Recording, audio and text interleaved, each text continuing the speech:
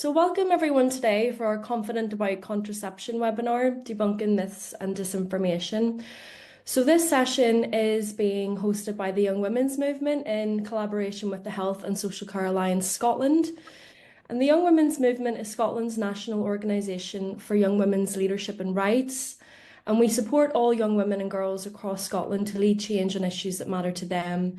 We believe it is for young women to determine the changes that they want and they need, and we provide them with the resources, networks and platforms to collectively challenge this inequality. And the Alliance is a third sector intermediary for health and social care, working with organisations, communities and lived experience and ensuring their priorities are reflected in Scottish Government policy. And since 2022, the Alliance has been funded by the Scottish Government to deliver a women's health programme in support of the Women's Health Plan. And part of this work involves ensuring that information about women's health priorities is shared widely to challenge persisting stigma, myths and misinformation. So yeah, please introduce yourself in the chat, say hello, and just keep your mics muted if you can, just during this part of the webinar. So the presentation is going to be recorded, but we will switch this off for the Q&A. We will be posting a full recording on the Alliance's YouTube channel. Please also just keep your camera off if you don't want to be in any part of the recording during this time. And if you have any tech issues, feel free to just message us in the chat. Elena is here from the Young Women's Movement and she's supporting with tech support. So please pop it in the chat or email her at Elena.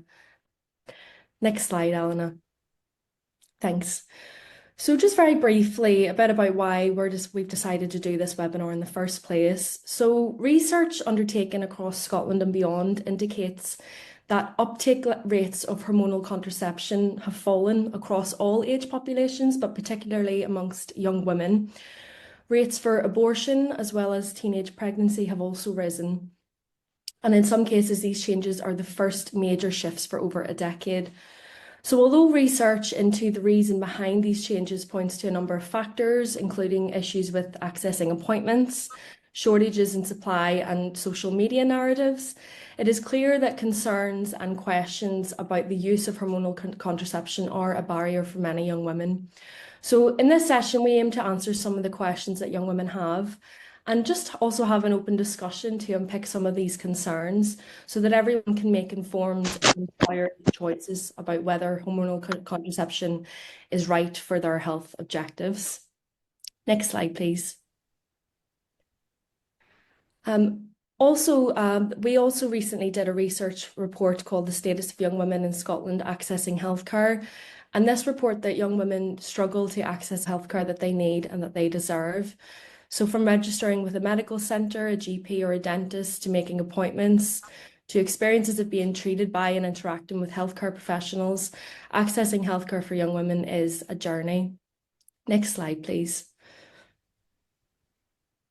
So at the Young Women's Movement, off the back of this research, we decided to co-design a resource for young women by young women to support them to feel confident and advocate for themselves in healthcare settings.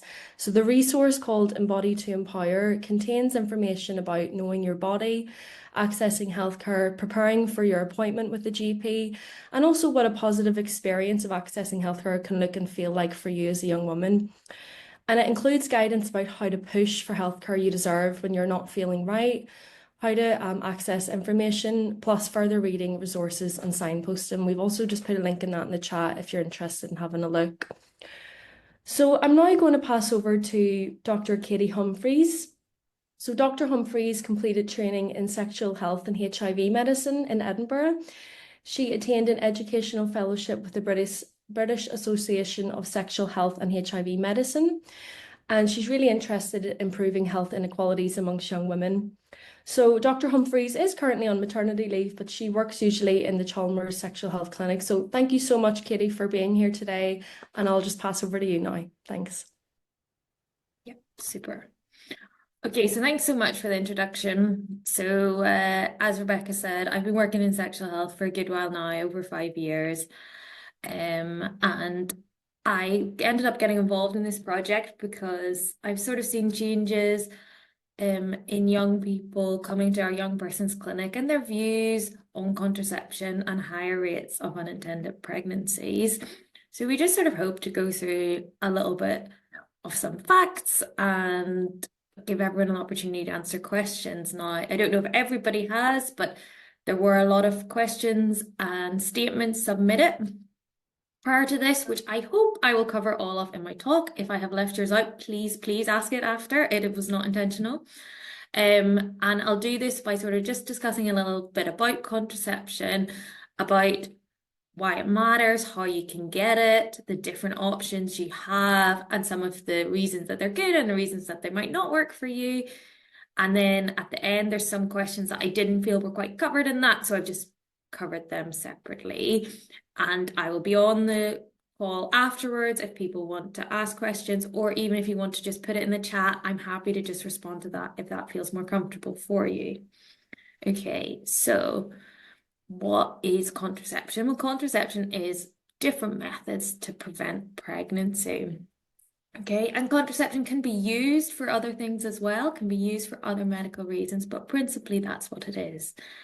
Okay, and why? Why does that matter? Well, as somebody who had a baby 3 weeks ago and thus has been pregnant for most of this year, I feel really strongly that this is something that you should be able to decide if you want to. Pregnancy and having a baby, obviously, is such a massive thing that that control should be yours, okay? You should have the autonomy is the word we use in medicine, but that means that you can make decisions about your own body because it's such a physical thing, but also a psychological thing, an economic thing to become pregnant. And even aside from pregnancy, you should be able to decide the risks of having sex. You should be able to take control of your sex life. But there's so many different options, and it can be a bit overwhelming trying to work out what contraception is right for you. And there is so much information on it, and everybody's got different opinions. I'm sure all your friends will say, one person will say something's wonderful, the other person will say it was the worst thing ever. And sometimes almost there's too much information, it can feel really overwhelming. But the fact that you guys are all here shows that you want to do a bit of research and look into some more facts about contraception to make informed decisions. And that's really the most important bit. I can't tell you what contraception is right for you or what's the best. And that's the reason why there's so many, because there isn't one that works for everybody. But what I hope to do is sort of go through different things that might help you work out what's best for you or even start you on that journey. So different things that people might want to consider is effectiveness. So what this means is how well it works. So how we calculate effectiveness is, and you'll see it further on in my slides, is if we have 100 people using that method for a year, how many will get pregnant? So 100 people not using contraception for a year, 85 women will get pregnant. And then we compare that to the different forms of contraception. So if it's really important to you to not get pregnant, if being pregnant would be really disastrous, obviously you should look at the more effective types of contraception. Convenience is another thing to consider. And that can be how easy it is to get. If you're in a rush, you're about to go away, or potentially say you're going traveling for a year, you want something you don't have to think about. Maybe a long-acting contraception would be better for you. The effect it has on your period. So if you're like me, something that stops your period is wonderful. I would like to never have another period again. I have no attachment to them at all. But other people feel really secure having a monthly bleed and actually want a contraception that allows that to still happen. The side effects, we'll go through different side effects. And again, they're all of different importance to different people, and not everyone gets the same side effects. Protection from STIs. Well, if you're having multiple partners, the only thing that's going to protect you from STIs is condoms. So it's just to raise that at this point. And STIs are at their highest rates ever. So please do consider condoms. Return to fertility. So that's if you think you might want a baby in the next few months, you might want to consider options that as soon as you stop, your fertility comes back immediately. And then also, if you've got other health conditions, it might affect what contraception is best for you and if you take other medications. So how do you access contraception? Well, actually, it depends a bit on what you decide you want. So as I said, I work in a sexual health centre and we will provide all kinds of contraception. And most sexual health centres will provide all kinds of contraception. Now, how you access an appointment will be different depending where you live. So in Edinburgh, all our information will be on our website. And I think that will be for most centres. So if you just Googled sexual health centre near me, find your nearest one, went on their website, it should tell you how to access contraception. Here, for 18 and under, we have a walk-in clinic every day, which means you don't have to make an appointment. You just need to come to Chalmers, say your age, and that's pretty much it. And you'll get given an appointment with a nurse or a doctor. If you're over 18, you can come to a separate walk-in on a Tuesday evening and get your contraception. Again, you don't need to make an appointment, but you would potentially need to wait for quite a while to be seen. Or if you don't want to do that, then what you can do is you phone up and you get a call back from a nurse or a doctor and you tell them on the phone what you want and they can help you arrange an appointment. Or you can go online and book certain things online as well. So there's many different ways you get an appointment. You do not need a GP to be seen in a sexual health centre. It is a separate system, but I would advise everyone that you should get a GP. But if you don't have a GP, that's not a reason to not access contraception. If you want to go via your GP, different GPs will provide different options. So you will just have to phone up the reception and ask. For example, if you wanted a coil, you can ask the reception, do they offer coils? It is likely the waiting list would be a bit longer than a sexual health centre because they probably wouldn't have as many clinics. And some GP practices won't provide that at all, but they will be able to tell you that on the phone and hopefully how you can get it if that's what you want. They will, however, all be able to provide a consult. So if you just want to discuss your options and you're not sure yet, you could definitely make an appointment at your GP. Pharmacies can provide some things, so they can provide emergency pills, the mini pill and condoms, obviously, and some things you can even get on Amazon, such as the diaphragm. How do you prepare for your appointment? I think some of this is covered in the resources mentioned, but I just wanted to flag a few things. Is you're allowed to bring somebody with you, particularly if you're getting a procedure and having someone hold your hand would be helpful. Please do. You may be asked to be seen alone. I often ask to see people alone for a few minutes just to make sure the person with you isn't coercing you to do anything you don't want to. But once I establish that, they can come in. You may want to bring headphones, some nice music to listen to so you can zone out again if you're getting a procedure. You can take some painkillers before, whatever works well for you. If you want to see a female doctor or a male doctor, you can ask. If you're only asking on the day, I can't guarantee that that would be available, but always do what you feel most comfortable with, okay?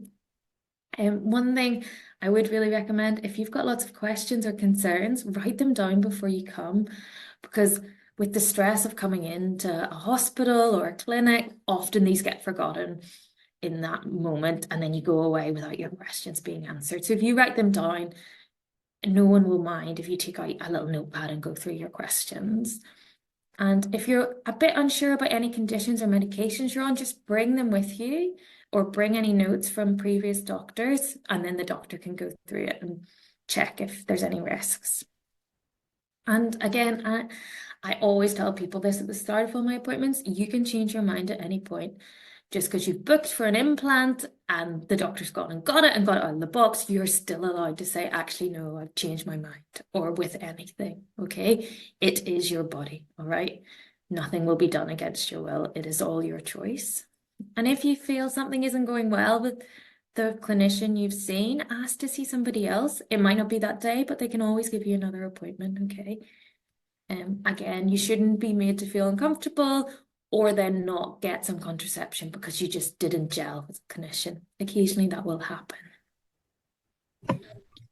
So what will you be asked at the appointment? You will be asked a sexual history. A few people did ask this question. And it is really relevant because some methods we can't give if there's a pregnancy risk. So do be prepared to be asked about when you last had sex and your different sexual partners. And also, we do want to know that people are in safe relationships. So we want to make sure there's no evidence of any gender-based domestic violence occurring. So you will often be asked how you feel in your relationship. That's nothing personal. That's a safety thing we ask for everybody, okay? You'll also be asked a bit about your periods, a bit about previous contraception, any previous pregnancies, your medical history, and your family history. And all of this is to try and establish risk to find what's most suitable or for you. Okay. Family history, you don't need to go and ask your parents for every diagnosis they've ever had. It's just any big things that come out, okay? So a bit about the different methods. So I'm going to start with hormones because, as we've discussed, and as Rebecca mentioned, that's kind of what's changed recently. It was even on the BBC News that there's been a change in hormonal contraception. And we know there has been this drop coinciding with a significant increase in termination of pregnancy rates. And lots of research is going in to try and establish why that is. But one thing we know is people have much easier access to a much wider range of information nowadays, as opposed to a decade ago with smartphones, with social media. And there was actually a big study that looked into TikTok in particular, and it looked into videos that had a hashtag contraception. And they went through 1,000 of them and tried to assess them. And ultimately, they found that the majority of the videos were what was designated as low quality and low reliability. And they've off the videos, although there were some healthcare videos, so made by doctors or nurses or people working with contraception, they were very much the minority, and mostly it was made by people's own experiences of contraception.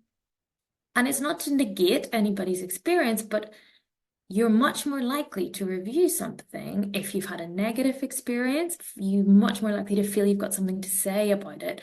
So they find that the videos were massively skewed towards negative experiences. So again, it's not to dismiss any of these people's experiences. They've obviously had them and feel it's important to share, but it's just to consider that actually for every person posting that, there's potentially a lot of people who've had a good experience that haven't posted it, or it just hasn't become as popular when it's been viewed. So just to go through a few different methods. So the combined pill is made up of 2 hormones, so estrogen and progesterone. And this is very much, when I was in school, the main hormonal contraception that people would consider going on. But it's just to say at this point, it is also available as a patch that you just put on your skin and change weekly, or as a ring, which I put a picture of because I feel people are less familiar with it down below, that just sits in your vagina and you change every 3 weeks. And these are less commonly used, I think, because they're more expensive than the pill itself, but they work in the same way. And they contain the same hormones and have the same sort of risk-benefit profile.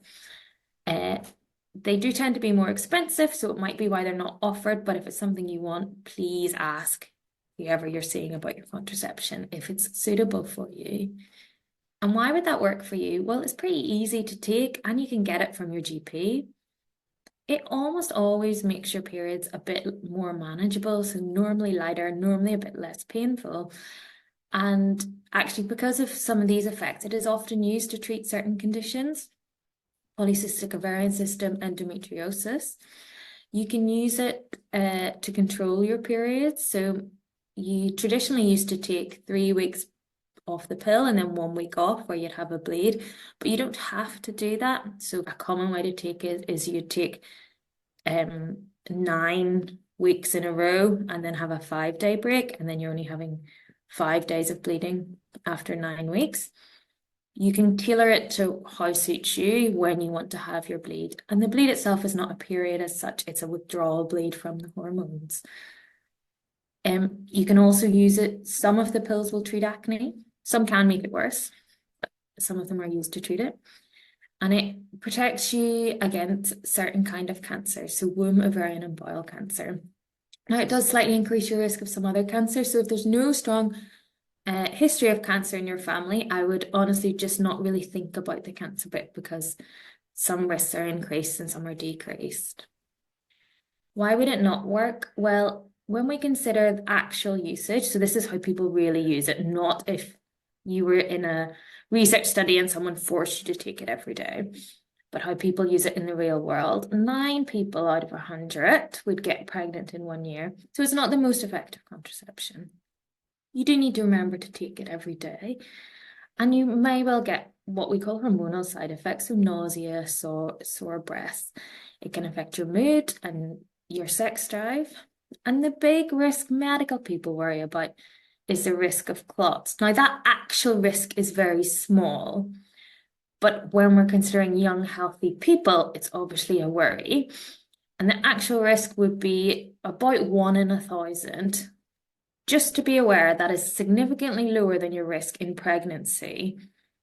Okay, so if you're worried about clots, not using contraception is not necessarily the way to go, but it is a risk that should be discussed. And that's why we'll look for other things that could increase your risk. So that's why you'll be asked if you smoke, if you have high blood pressure, if you're over 35, other things that put up the risk of having a clot. And then if you have those risks, you may not be suitable for this pill. And I did mention there's a small increased risk of breast and cervical cancer. The other type of pill you can take is the mini pill or the progesterone only pill. So this only has one of the hormones in it. Again, this is super easy to get. You can get it from a pharmacy. Now as well, it doesn't have to be from healthcare staff. And it can also help you with heavy periods, or it may even stop your periods altogether. And you can take it if you can't take the estrogen, the thing that increases the risk of clots. But again, effectiveness, 9 people would get pregnant in a year. You do need to be really careful with remembering this one. And actually, some of the pills, you only have a 3-hour window. Some you have a 12-hour window. It can and often causes irregular, unpredictable bleeding, which can be problematic. You can still get some of the hormonal side effects, such as headaches, painful breath, and again, it may affect your mood and your sex drive.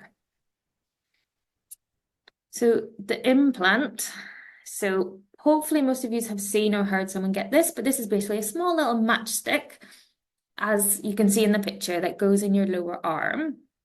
It is super effective. So if you're worried about pregnancy, this is a really, really great option, because less than 1 person will get pregnant per 100 per year. And actually it's less than 1 in 1,000. It lasts for 3 years. You don't need to think about it again. And it's suitable for most people. It will probably make your periods lighter and less frequent. And 20% of people don't get periods at all. However, more often than not, you will get some irregular bleeding. So about half the people, and again, about 20% of those call it problematic. It's a reason they don't want to have the implant anymore, because the bleeding's so irritating to them. It is a procedure. It's kind of like getting your ears pierced, I would say. It's a similar device as a gun, if you ever had your ears pierced with a gun.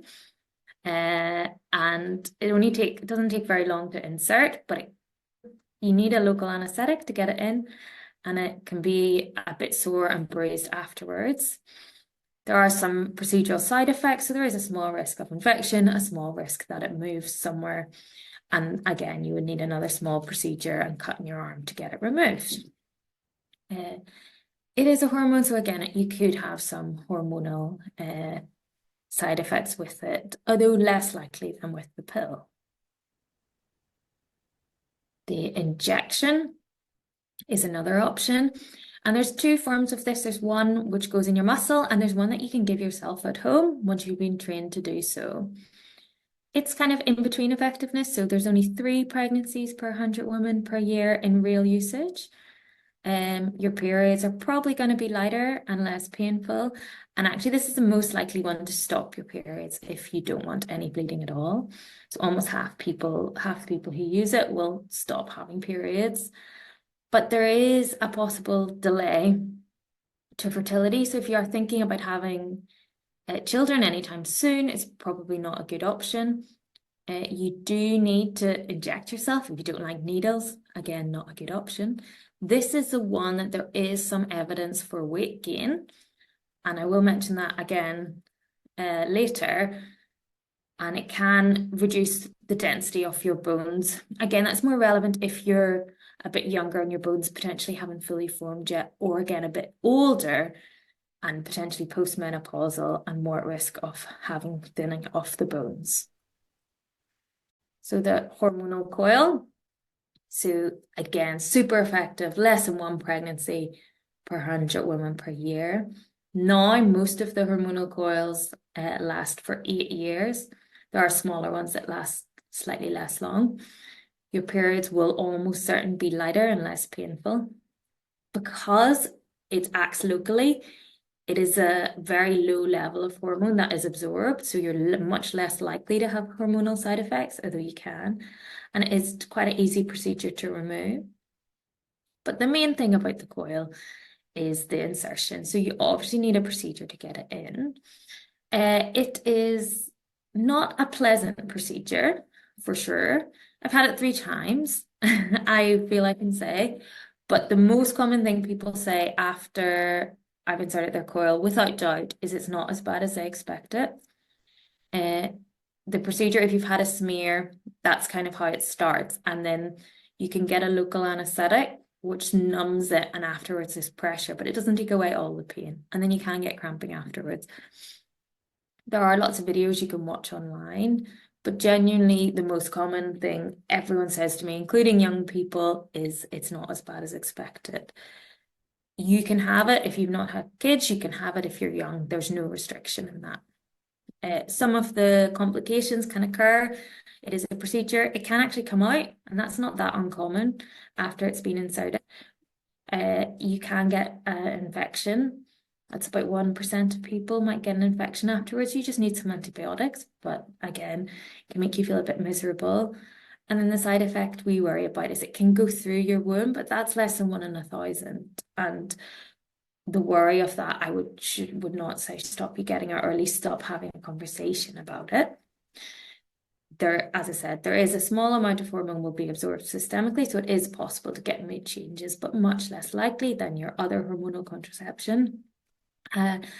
The most likely reason people don't like the coil is just having irregular bleeding. Now, it's normally light, but it can just be a bit unpredictable. So that's a quick run through the hormones. Other options if you want to avoid hormones. So there's the barrier methods. This is like, the picture is in ancient Greece. They used to use goat's bladders as a form of condoms. Condoms would be the main one we'd consider here. They're super easy. They're the thing that can protect you against STIs, which is amazing. But their problem is they're just not as effective as other contraception. So 15 women using condoms only for contraception will get pregnant each year. Okay, and then some people don't like the feeling, and you need to be able to discuss their usage at the start of having sex. Oh, also the other thing to mention, which I think is often forgotten, but if you use any medicated genital creams, so creams for warts, steroid creams, they can actually break condoms and make them less effective. Diaphragm. So when I started working in sexual health, I can't remember anyone on the diaphragm, but in the past couple of years, it's become a bit more common. And I think that's because it offers this hormone-free option for people. The picture I've shown is of Kaya, Caya, which is a one-size-fits-all diaphragm, so it doesn't need to be fitted for you. You can order it online and just watch the video on how to insert it and use it yourself. It's obviously very reversible. You just use it when required, but you do need to use it with a spermicide, which can be quite irritating. And again, it's not the most effective. In real life usage, 12 women per year will get pregnant. So other options, the main one I want to discuss here is the copper coil, because this is a really good option for effective contraception if you want to avoid hormones. So again, the same as a hormonal coil and the implant, there'll be less than 1 pregnancy per 100 women per year. It also lasts a long time. There's 2 different coils, 2 different sizes, so they can last for 5 or 10 years. And the other great thing about the copper coil is it can be used for emergency contraception. So for the sake of time, I'm not discussing emergency contraception today, but I just felt it was important to mention the morning after pill. How it works is it prevents ovulation. So if you have ovulated, it does not work. So it will only ever work in the first half of your cycle. So just to be aware, 50% of the times, The morning after pill will not do anything. The copper coil, however, will still work as long as you're in the correct window. So if you are, you should get in touch with your sexual health centre, and almost always I'll be able to give you an appointment while you remain in that window. The main negative about the copper coil is that it can make your periods worse. So they can be heavier and they can be more painful. It's hard to say the extent of this. One of my colleagues says it's been estimated before about 15% heavier than they were. So if you have really light, manageable periods, it's probably not going to be a problem for you. But if you have really heavy, really painful periods, making them worse in any way may just not be tolerable. And again, it's the exact same procedure as a hormonal coil with the exact same risks of the procedure. Okay. Natural methods. So again, this is something with no side effects, and you can learn to do it. You can do it by calendar dates. You can do it by measuring your body temperature or your cervical mucus, but it takes a while to learn. And the main problem is the effectiveness. So 24 women will get pregnant in a year. So that's almost 1 in 4, which is quite a high risk of pregnancy. And it just takes a while to get on top of properly. And similar with the withdrawal method. So yes, it's free and it's got no hormones, but 22 in 100 women will get pregnant using it in a year. So that's a very quick rattle through different contraception options. So there was just a few things that people had mentioned in what had been submitted before that I didn't feel was totally covered. So one was a lot of people mentioned weight gain. So this is clearly still a big priority. And to go through the evidence, so this is when people have done research and compared those starting on different contraception methods to those not, and in a similar stage of life, there is no evidence that the pill, the implant, or the coil, the hormonal version of these do cause weight gain, okay? However, with the injection, there seems to be some evidence that it might be associated with weight gain. It's a bit inconclusive, but it seems most strongly associated with if you're under 18 and already have a raised BMI. So if you feel that weight gain is something you really want to avoid, my advice would be to avoid the injection, but other hormonal contraception would be open to you to try. But it's just to be aware that people gain weight year on year, and that is normal. So you might find your weight goes up since starting contraception, but that probably would have happened if you didn't as well. Obviously, if you change any behavior since being on contraception, you might gain weight. Does hormonal contraception affect your mental health? Well, it definitely does affect your mood in some way. So mood changes is one of the most common reasons people come off hormonal contraception, particularly the combined pill in my experience. However, if we're looking at your more serious mood consequences like depression, that's much less clear. And it seems to be only a small proportion of people are at risk of that, already vulnerable to mental health problems if they start hormonal contraception. But more research is needed in this area. It is important to note that actually, naturally, the fluctuation in your hormones does affect your mental health. And this is why people report mood changes, PMS, during their cycles as well. And hormonal contraception actually might improve those problems because it'll flatten out that distribution of your hormones. And again, pregnancy and postpartum after you have your baby, massive effect on your mood and your mental health. So it's just to take it all in context. Do you need a break from contraception? No, there's no medical reason you need a break. You don't need to have a bleed. The lining in your womb, that is what you bleed, isn't building up. And when you're on most of this hormonal contraception, so there's nothing to make yourself bleed, okay? Most of the risks and side effects are highest at the start when you start something. So actually stopping and starting, if anything, is detrimental, is not positive. And even the combined pill or the patch and the ring, traditionally you have a break 1 week every month, so you get this withdrawal bleed. But that was only introduced to appease the Catholic Church when this all came in. There's not a medical reason for that. So if you want to run the contraception together longer before you have a break, that is fine. We do recommend that you do have breaks, and it's just because eventually you will get some bleeding if you don't.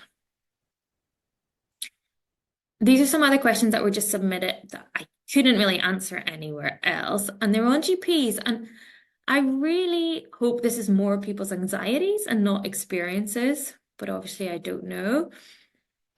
So one was, why aren't GPs more informed on hormones? And it's just to say, probably some won't be, but there are so many GPs and they've got such a wide range of knowledge. There'll just be some have more interest in the area and have had more experience than others. In general, female GPs tend to deal with contraception questions more, so tend to have more experience, but that's not a real for everybody. And we've had many male GPs come and work with us and who are excellent. But if you feel someone's not listening to you or they aren't informed in the area, please ask to see someone else. Okay, no one should be offended and there shouldn't be any detriment to you for doing that. Okay. Or if you don't feel comfortable asking to see another GP, go to your sexual health centre and have a consult there. Okay, everyone should have access to a sexual health centre. There was a question, would GPs be homophobic? They absolutely should not be. And if you feel they are, please complain. There's not really any excuse for that. I will say some of the older GPs may not understand some of newer language about sexual practices, and you might have to spell it out a little bit more. But if you feel someone is being judgmental, please just complain and ask to leave. You don't need to sit and take that in any way, and you should complain so no one else has to experience that. And someone had asked, would their GP ask about their relationship status? And I did mention that yes, they usually will, but it is for a safety reason. It's not anyone being nosy. And all information in all medical settings is confidential unless we're worried about your or someone else's safeties, okay? It's not going to go on your record or be a gossipy thing. It is very much for you that people ask these questions. So to finish up, there are lots of options for contraception. It's just to say how you experience it won't necessarily be the same as someone else. Just because somebody has had a really horrible experience with something doesn't mean that it's not worth discussing it for yourself. But do discuss your fears when you have an appointment and say what you are worried about, and someone can look into the likelihood of that happening for you. If you don't know and you just want to come and talk with some questions, you can have an appointment for that. You don't need to already have the answer. If you come and just say, I'm not sure, I want contraception, but I don't know what's right for me, you will have time to discuss that. There's a website below. I've put a link to contraception choices, and it's got lots of tables that you can go through and a little quiz, what's right for me, and has, hopefully you can see the screen, and it just says different options and what's important to you, what might fit best. But please have a look through that. And yeah, I'm happy to take any more questions. And again, if anyone feels their question wasn't answered, please submit it. As I said, I have a 3-week-old baby, so I've not had the most sleep in the past 3 weeks. So if I've left anything out, massive apologies. But that's me all done. Thank you so much, guys. So we're going to be putting the presentation on the Alliance's YouTube channel, and I just wanted to share some more information on the screen for anyone watching. You can access information on NHS Inform. We've got, there's work on Young Scott, health and wellbeing, and Brooke Contraception Guide also talks more about the methods and how to get them. If you're interested in any other aspects of women's health as well, please do check out Alliance's YouTube channel. They have done webinars on menstrual health, polycystic ovary syndrome, endometriosis, and pelvic health. And also just remember that you can access free contraception from your sexual health clinics and your GP. I've also put the links to our Embody to Empower resource, which you can order. If you work in a healthcare clinic, please do go on our website and you can order free copies to distribute in your clinics. And we've also put up our report that focused on young women's access to healthcare, and that reached over 1,000 young women from across Scotland. So thank you so much for coming today. We're also just going to put a link in the chat to get some feedback from you and to see perhaps what we could do differently, what was great. what we can improve on for the next webinar that we'll hopefully be doing in the new year. So thank you so much to Dr. Katie Humphries for giving her time and expertise, particularly when she's also just had a wee baby recently. So thank you so much, Katie. Really appreciate it. And yeah, I hope everyone has a lovely day. Thank you so much for coming.